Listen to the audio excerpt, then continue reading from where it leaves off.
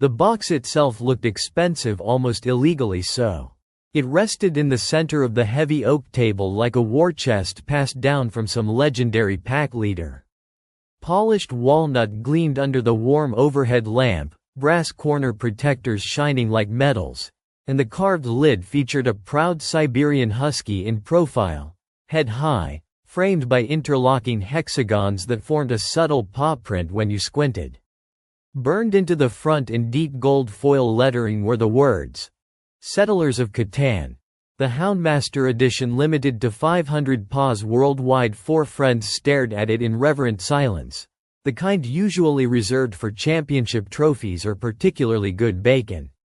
Rex had placed it on the table 20 minutes before anyone else arrived. He hadn't touched it since. He'd simply stood at the counter, arms folded, watching it like it might try to leave. Sonny's tail had been thumping against his chair leg since Rex first set the box down. The steady thump thump thump was impossible to ignore, like a metronome set to maximum golden retriever excitement. German Shepherd Rex cracked his knuckles with a sharp pop. "All right, we opening it, or are we going to admire the craftsmanship until sunrise?" Golden Retriever Sonny's tail accelerated into a full-blown helicopter spin. "Open it. Right now. I can't breathe." Border Collie Piper adjusted her wire-rimmed glasses with one precise claw. "Clean paws only. This is a collector's set. I brought microfiber cloths if anyone needs them." Bulldog Brutus slowly slid a half-eaten biscuit behind his back. "Define clean." Rex lifted the lid. The scent rolled out like opening a time capsule. Fresh cedar, faint mineral stone, and something warm and leathery that made every dog in the room inhale sharply. The interior was lined in deep navy velvet that caught the light like liquid. Nobody spoke. Sonny's tail had gone completely still, which had never happened before in recorded history. The resource cards were works of art. Thick linen stock with foil edging, each type carrying its own sensory signature. Wood cards smelled faintly of real cedar shavings. Wheat cards shimmered with metallic gold ink that caught every flicker of lamplight. Ore had cool silver embossing that felt icy to the touch. Sheep cards used an incredibly soft matte finish that Sonny immediately rubbed against his cheek like a security blanket. Piper sighed. "We lost him." Sonny's eyes were half closed in bliss. "They're so petable. They're cards, Sonny. They're experiences." Rex gently pried the sheep card from Sonny's paw and returned it to its velvet slot. Sonny watched it go with the tragic expression of a dog whose favorite toy had just been confiscated. The hex tiles were even more breathtaking. Each terrain had been hand-painted with incredible detail, featuring specific dog breeds perfectly matched to the landscape. Forest tiles showed tall pines sheltering noble guardians. German Shepherds standing alert, Belgian Malinois mid-leap, Finnish Laplands with their thick coats dusted in snow, and elegant white Swiss Shepherds glowing like moonlight. Rex picked up the German Shepherd forest tile, traced one claw over the painted dog's ears, and set it down without a word. His own ears had risen slightly in quiet pride. Nobody mentioned it. It felt important not to. Wheat fields glowed golden under harvest sun, filled with joyful retrievers, golden, Labrador, Cocker Spaniel, and a Nova Scotia duck-tolling retriever mid-splash through the grain. Sonny's tail started thumping again. Ore mountains rose jagged and imposing, guarded by heavy mountain breeds. Massive Bernese mountain dogs, thick-coated Siberian huskies, and powerful Alaskan Malamutes. Pasture tiles were rolling green hills alive with herding masters. Border collies in perfect focus, Australian shepherds mid-spin, Shetland sheepdogs, and low-slung Pembroke Welsh corgis looking deceptively innocent. Piper held her breed's tile at arm's length, tilting it critically. "Proportions are accurate," she murmured. "High praise." Clay brick tiles burned rich red-orange, populated by sturdy, broad-shouldered defenders, boxers, American bulldogs, and Staffordshire bull terriers with powerful jaws and steady gazes. Brutus gave an approving grunt and held one up. He studied it for a moment. He gave it a small respectful nod, as if acknowledging a colleague. The single desert tile featured a lone, elegant Saluki standing atop a dune, silhouetted against a blazing sunset, ears swept back by desert wind. Brutus placed a heavy paw over his heart. That Saluki has seen things. What kind of things? Sonny whispered. The kind you don't talk about at game night, Brutus rumbled. A brief silence followed. They all looked at the Saluki again. The Saluki, rendered in perfect painted stillness, offered nothing. Deep, said Sonny. The number chips were smooth, heavy acrylic discs. Fronts featured crisp engraved numbers with inlaid pip markings. But when flipped and arranged correctly, the reverse sides formed a complete portrait of a grinning husky, bright blue eye, pink tongue lolling, black and white coat constructed from dozens of interlocking painted circles. It looked like modern acrylic art shattered into perfect game pieces. Sonny gasped audibly. Piper actually whispered, that alone should win design awards. Brutus just stared, then said solemnly, I would pay real money to frame these. Who designed this? Sonny asked. Nobody knew. They sat with that for a moment. The not knowing felt appropriate. Some things were better left as mystery. They built the island with the care of artists assembling a masterpiece. Piper directed tile placement with quiet authority, her calculations invisible but ironclad. Forest guardians bordered golden wheat fields. Herding pastures curved protectively around clay badlands. Mountain dogs loomed over the watchful Saluki in the desert. The 6 goes here, Piper declared, placing a number token with finality. For balance? Rex asked. For optimal balance. Those are the same thing to you, aren't they? Piper didn't answer. She was already calculating where the 8 should go. Brutus placed the desert tile last, angling the Saluki so it could observe everything. He took his time with this. Nobody rushed him. The finished board looked like something that belonged behind glass in a museum. Rex circled it slowly, examining each edge. Sonny pressed both paws flat on the table and leaned over it until his nose was approximately 2 inches from the grain tiles.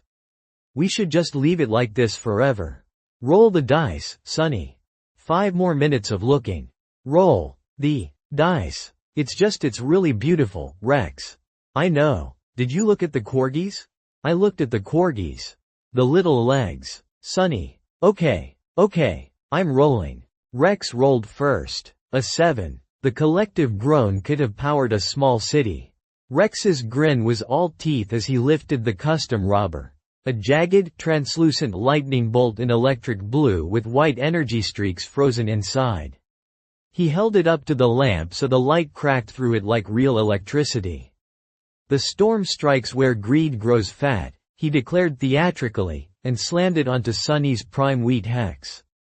No, not the Labradors. Sonny howled. They were just having a good time running through the grain. The storm shows no mercy, Brutus intoned. It's a lightning bolt, not a robber, Sonny protested. It's the robber, Rex corrected, already eyeing Piper's ore mountains. It's a lightning bolt being used as the robber, Sonny said. That's a different thing emotionally. Rex stared at him. The Labradors, Sonny said quietly. Give me a resource card. Sonny handed over a wheat card with the energy of someone paying a ransom. The game ignited. Piper expanded with surgical precision blue dog road figures stretching in mathematically perfect lines, each placement silent and inevitable. She never announced what she was building toward. She didn't need to. The roads simply appeared, one intersection at a time, like a sentence that was already finished before anyone heard the first word. Rex played like a battlefield commander. Aggressive roadblocks, sharp trades offered in a tone that suggested refusal was not actually an option. I'll give you ore for wheat, he'd say, and somehow it sounded less like an offer and more like a verdict. Sonny collected sheep like they were going out of style. I have 14 sheep now, he announced happily at one point. Piper didn't even look up. And what is your win condition, exactly? Emotional support and moral victory. Neither of those is on the victory point track. Yet, said Sunny. Piper looked up from her blue road calculations for the first time in 20 minutes. She looked at Sunny. She looked at the sheet pile. She looked back at her roads. Yet, she repeated quietly, and wrote something in her notepad. Brutus, meanwhile, played the role of lovable idiot to perfection, asking ridiculous questions while quietly stockpiling brick and clay. "Can I build a settlement on the ocean if I have enough boats?" he asked innocently. "No," came the chorus. "What if I build a really sturdy road leading to it first?" Still no. "Hypothetically, Brutus. I'm just saying," he continued, gesturing broadly at the water border of the board, "in seafarers you can build ships and settle entirely new islands. It's an official expansion. I have the box." A pause. "You have the seafarer's box?" Sunny said. "I have several boxes." Rex stared at him. "Why didn't you mention this before we set up?"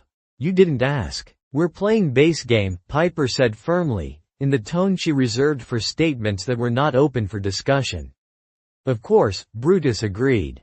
"Absolutely. Base game." He looked at the ocean border one more time. "Fascinating," he muttered, sliding another development card into his hidden hand. He had been drawing one per turn. Nobody had seen him play a single one. Mid-game grew tense. Piper seized the ore-rich mountains beside a particularly majestic Siberian husky tile and surged into the lead. Her blue road network had quietly become the longest on the board while everyone was watching Rex. Rex responded by moving the lightning bolt onto her 6-hex with theatrical flair. "This feels personal," Piper said coolly. "It is," Rex confirmed. She made a small note in her ever-present notepad. "Noted." "What does noted mean, exactly?" Piper considered this. "It means I've noted it." Rex moved one of his red roads a single intersection closer to her expansion path. Piper watched him do it with the expression of someone watching a chess piece move that she'd anticipated 4 turns ago. She turned a page in her notepad. Rex watched her write. "What are you writing?" "Observations." "About the game?" "About everything." Rex looked at the notepad. He looked at his red roads. He quietly moved his next road 2 intersections the other direction. Sunny played a year of plenty card with maximum drama. 2 wheat. He upgraded a settlement into a gleaming white doghouse city right in the heart of the retriever wheat fields. He placed it with both paws and then leaned back and spread his arms wide. "Behold my breakfast empire." Brutus simply nodded. "Solid agricultural base. I've been building toward this since turn 3, Sunny said. The sheep were a distraction." "You have 23 sheep," Rex said. "A very effective distraction." Rex looked at the sheep. He looked at Sunny's city. He looked at Piper, who was writing in her notepad again. "I feel like I'm the only one playing this game normally," Rex said. "You are," said Brutus helpfully. By late game the board was a battlefield of color. Piper. 9 points. Dominant blue roads threatening longest road. Rex. 8 points. Longest road firmly in paw, aggressive night cards. Sunny. 7 points, 27 sheep, and pure sunshine vibes. Brutus. 6 visible points and a smile that should have set off alarm bells 30 minutes ago. The lightning bolt had crossed the board 5 times. Rex's ore mountains were producing steadily. Piper's roads stretched coast to coast. Sunny's breakfast empire had expanded into a second city and was now technically the largest single-player wheat operation on the island. Nobody was watching Brutus's coastal road network. It curved quietly along the southern edge, far from the action, 12 road figures long and growing. It looked purposeless. It looked, frankly, a little sad. "You okay down there?" Sunny had asked him 40 minutes ago, gesturing at the southern coast. "Finding my path," Brutus had replied. Sunny had nodded with deep sincerity and returned to his sheep. Then Brutus cleared his throat. "I played 2 victory point cards." The table froze. He calmly upgraded his final orange food bowl into a city on a high-yield clay hex guarded by a muscular boxer. He placed the little orange doghouse with one deliberate finger. He smoothed down the table in front of it. He counted his points once, clearly, out loud. 10 points. Chaos erupted. "You absolute clay-hoarding traitor!" Rex barked, laughing. "I thought you were just vibing." Sunny cried. "I was," Brutus said placidly. "My vibe was, secretly winning." "The coastal roads," Rex said, staring at the board. "You built away from us on purpose. So we'd look at each other instead of you." "Sheep," Brutus said, "are not the only available distraction." Sunny looked at his 27 sheep. He looked at Brutus. He looked at the sheep again. Something dawned on his face with the slow, golden warmth of sunrise. "We were both running the same play," Sunny said. "Different methods," Brutus agreed. "Same philosophy. We're the same. We are not the same. We're basically the same." Piper stared at Brutus's coastal road network built far from the main action, ignored by everyone and the stack of development cards he'd drawn and hidden all game. She flipped through his discards mentally. She reconstructed every quiet turn. Her expression cycled through several emotions before settling on something close to professional respect. "He wasn't even playing our game," she said slowly. "He was playing 10 moves ahead in a completely different dimension." "The King of Clay," Brutus said, lifting the little orange doghouse city above his head like a championship trophy, "thanks you for noticing." Rex snorted. "You're never living that title down. History starts tonight, my friends. It's game night in someone's living room. All kingdoms began somewhere." Piper closed her notepad, then opened it again, wrote something, closed it again. "What did you just write?" Rex asked. "His strategy," she said. "For future reference. So you can counter it next time?" Piper looked at Brutus. Brutus looked at Piper. Some kind of understanding passed between them, silent and complete. "Yes," she said. "Exactly that." Hours later, when the snacks had vanished and the laughter had softened into comfortable quiet, they packed the board away with ritualistic care. Each tiny road dog was nestled nose to tail. Settlements and cities returned to their velvet homes. Terrain tiles slid back into darkness, breed by breed. The wheat retrievers went in.